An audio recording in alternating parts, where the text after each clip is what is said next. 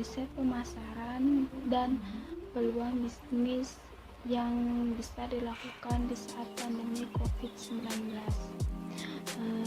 Sebelumnya di sini saya akan memperkenalkan diri saya.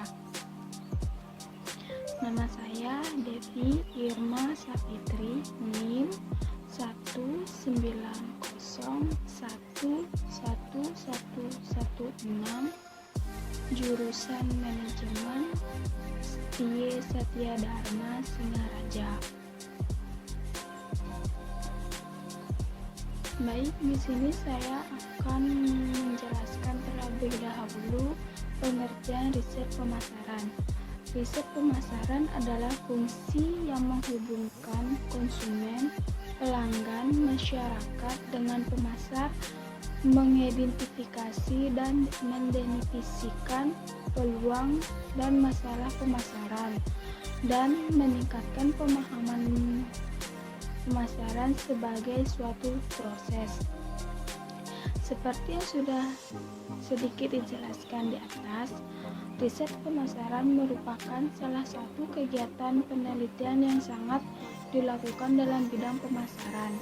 Biasanya, penelitian yang dilakukan dalam bidang pemasaran ini bersifat simetris dan terukur. Hasil dari penelitian tersebut biasanya diberikan kepada bagian manajemen untuk dijadikan bahan penelitian atau pertimbangan dalam pengambilan keputusan. Dengan adanya riset pemasaran ini, pihak manajemen mengetahui hal apa saja yang perlu dilakukan untuk perbaikan di suatu perusahaan. Nah, di sini saya akan menjelaskan tentang fungsi riset pemasaran. Di sini terdapat 3 fungsi riset pemasaran. Yang pertama ada evaluating, yang kedua understanding, dan yang ketiga predicting. Yang pertama yaitu evaluating. Riset-riset yang masuk dalam kategori ini biasanya digunakan untuk mengevaluasi program-program pemasaran yang telah dilakukan sebelumnya. Misalnya, sebuah perusahaan ingin melakukan dampak program komunikasi dan promosi yang telah dilakukan terhadap penurunan atau kenaikan popularitas merek-mereknya.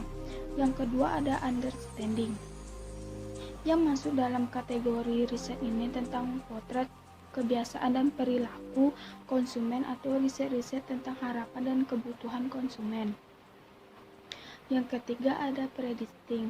Dari 3 fungsi riset pemasaran, riset inilah yang paling susah dan berisiko tinggi karena unsur ketidakpastiannya.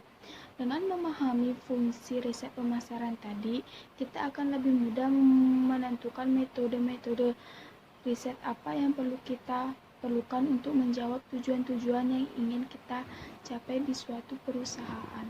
Selanjutnya yaitu ada proses riset pemasaran.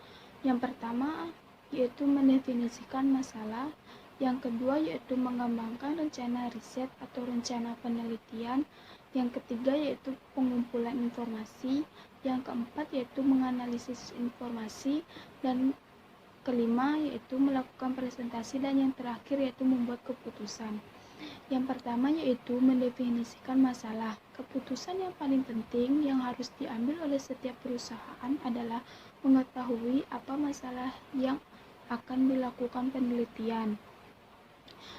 Setelah mendefinisikan masalah yaitu mengembangkan masalah atau mengembangkan rencana riset penelitian. Langkah ini melibatkan pengumpulan informasi atau data-data yang berkaitan dengan topik atau masalah yang akan dilakukan penelitian. Setelah mengembangkan, lalu suatu perusahaan yaitu mengumpulkan informasi. Di sini pengumpulan informasi berdasarkan rencana riset yang kedua, yang seperti mengembangkan rencana itu. Setelah itu, data atau informasi yang dikumpulkan tersebut harus valid dan tidak boleh memihak. Setelah pengumpulan informasi, lanjut untuk menganalisis informasi. Di sini para peneliti menerapkan beberapa teknik statistik untuk melakukan analisis sebuah informasi yang diterima. dan setelah pengumpulan informasi itu sehingga dalam menganalisis suatu perusahaan lebih mudah. Setelah semua data terkumpul, suatu perusahaan melakukan presentasi yaitu menampilkan sebuah hasil penelitian kepada top manajemen atau direktur untuk membuat keputusan pemasaran. Membuat keputusan setelah semua hasil dipresentasikan, maka top manajemen akan mengambil keputusan yang sesuai dengan temuan penelitian tersebut. Di sini saya akan memberikan contoh riset pemasaran. Sebuah perusahaan ketika akan mengeluarkan suatu iklan di televisi dibutuhkan riset tentang profil target pasar mereka seperti usia, jenis kelamin, dan lain sebagainya. Informasi tersebut lalu dicocokkan sesuai konsep iklan mereka seperti model yang dipakai, warna, tema iklan, dan lain sebagainya. Saya di sini akan memberikan contohnya, yaitu seperti iklan sabun pada wanita. Jadi di sini mereka harus menggunakan model atau public figure yang memiliki suatu prestasi yang mungkin di dalam bidang model tersebut, agar menjadikan iklan tersebut lebih menarik atau bisa menjadikan iklan tersebut lebih bagus. Dari public figure itu mungkin bisa membuat iklan tersebut banyak diminati oleh masyarakat wanita ataupun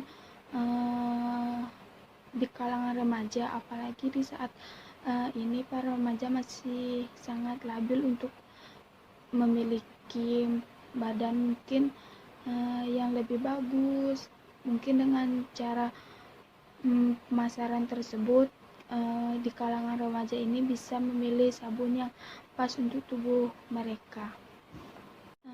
Baik, di sini saya akan memberikan contoh bisnis yang baik yang bisa dilakukan di saat pandemi COVID-19 ini, yaitu counter HP atau penjualan pulsa. Memang sudah banyak di pasaran terdapat counter HP, akan tetapi orang-orang yang memerlukannya pun masih banyak, bahkan terus bertambah, sehingga bisnis ini masih memiliki prospek yang baik dan dapat mendapatkan keuntungan yang sangat besar. Karena usaha ini berada di kalangan masyarakat, segmentasi yang saya bidik adalah di kalangan masyarakat pelajar atau mahasiswa. Banyak masyarakat pelajar atau mahasiswa menggunakan sarana komunikasi berupa ponsel setiap bulannya. Pasti para pengguna ponsel tersebut telah menganggarkan untuk konsumsi pulsa untuk ponselnya. Bahkan tidak mencapai hitungan bulan, bisa jadi per minggu bisa menganggarkan pulsa untuk ponselnya. Di sini saya bisa memberikan rincian harga untuk suatu pembelian pulsa.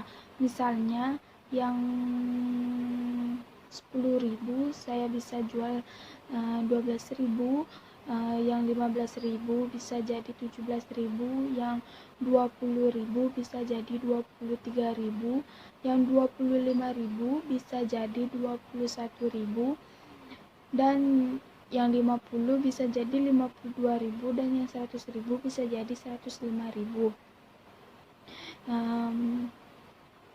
Mungkin itu suatu hal yang biasa di kalangan masyarakat karena kebutuhan mereka juga. Jadi berapapun bisa mereka beli sesuai dengan kebutuhannya. Sekian dari saya tentang penjelasan riset pemasaran dan contoh bisnis yang baik dilakukan di saat pandemi COVID-19 ini. Mohon maaf jika ada kata salah atau yang menyinggung. Saya mohon maaf. Saya ucapkan terima kasih. Selamat sore.